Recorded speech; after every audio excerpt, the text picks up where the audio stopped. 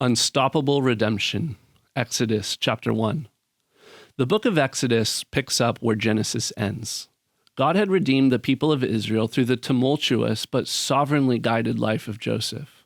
His brothers had come to Egypt seeking famine relief, only to find out that their slave-traded brother was still alive.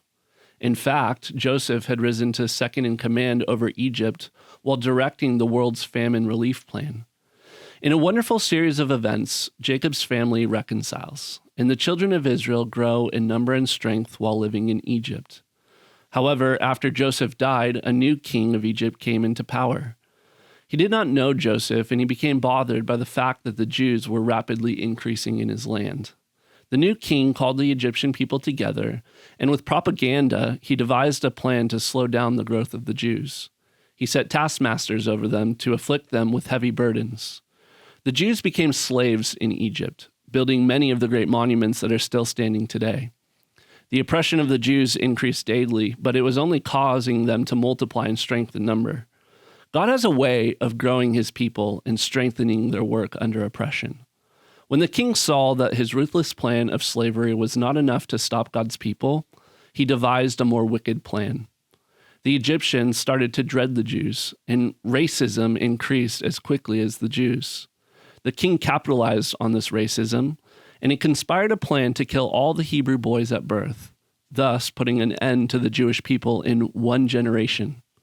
The king of Egypt commanded the Jewish midwives to kill the sons of Hebrew women on the birth stool.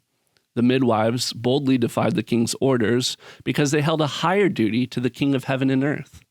The midwives feared God, and they did not do as the king of Egypt commanded them, but let the male children live. God blessed the midwives for their obedience by giving them families.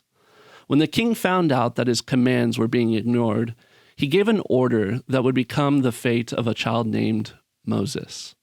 The king commanded that every son born to the Hebrews should be cast into the Nile, but every daughter should live. Despite this wicked scheme, the redemptive plan of God will continue through the tumultuous but sovereignly guided life of Moses.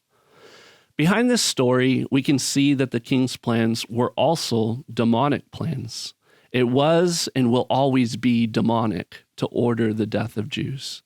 Satan knew that the Messiah would come from the seed of the woman, and at various points in history, the devil has used wicked-minded leaders to kill Hebrew children.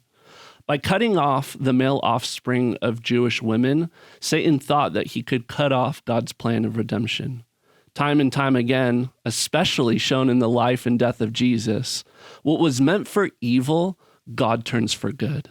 The story of Exodus is the story of the unstoppable redemption of God's people, and all points to the ultimate redemption that is found in Jesus Christ, the male offspring of a Jewish woman and the Son of God.